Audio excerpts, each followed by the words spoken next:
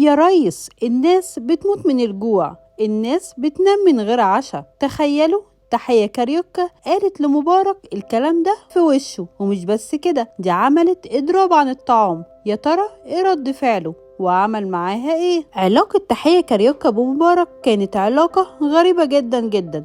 بس قبل ما نحكي اللي حصل بينهم خلينا نقول لكم ان جمال عبد الناصر سجنها 100 يوم بحالهم، وده بعد ما اتريقت على قراراته وفترة رئاسته وقالت مشوا الملك فاروق وجابوا فواريق، وكان قصدها ان جمال مستبد زيه زي الملك فاروق. طبعا الكلام ده وصل لعبد الناصر ورد فعله كان عنيف جدا، وقرر يعتقلها بدون رحمة، واتهموها بالتآمر لقلب نظام الحكم. بس تمر الشهور والسنين ويتصالح جمال عبد الناصر مع تحية. مش بس كده، ده قال عليها ست ب100 راجل. تخيلوا بقى ان تحية ما حرمتش واتسجنت تاني في عهد السادات. تخيلوا كمان ان تحية اللي خبت السادات في بيتها ايام الانجليز عشان ما يقبضوش عليه يجي بعد سنين يسجنها لما بقى رئيس، وده لما انتقدت اتفاقية كامب ديفيد واعلنت رفضها الكامل ليها. السادات بقى امر باعتقالها بس افرج عنها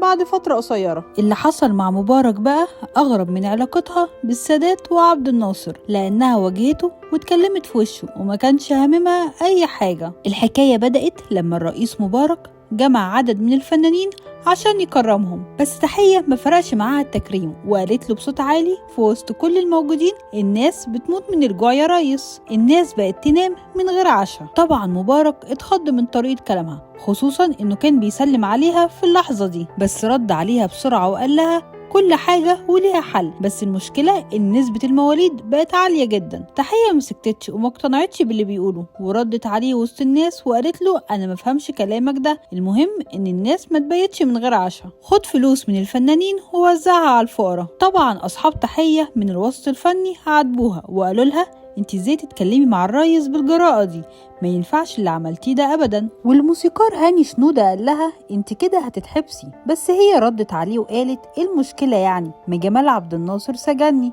والسادات كمان سجني، ايه المشكلة، انا اتعودت خلاص. وده مش اول موقف بين تحية ومبارك، ده قبل كده عملت اعتصام واضراب عن الطعام بسبب قانون كان بيتجهز كانت شايفة انه بيضر الممثلين، واتنقلت وقتها للمستشفى. وفجأة لقت تليفون الأوضة اللي كانت محجوزة فيها بيرن، جت ترد قال لها انا الرئيس محمد حسني مبارك، مش عايزة تاكلي ليه يا تحية، انت عايزاهم يقولوا انك متي من الجوع في عهدي؟ ووعدها بحل المشكلة، وفعلا لغى القانون اللي ما كانش عاجبها ده. لو انت بقى شايف ان علاقة تحية كاريوكا بالرؤساء كانت غريبة، فتعال اقولك ان الاغرب علاقتها بالرجالة والجواز. الست دي ضربت الرقم القياسي واتجوزت 14 مرة، ومن أشهرهم رشدي أباظة ومحرم فؤاد وطيار الملك فاروق، وكانت بتطلق لسبب واحد بس وهو غيرتهم عليها. ومعظم اللي اتجوزتهم كانوا بيطلبوا منها طلب واحد بس وهو الاعتزال،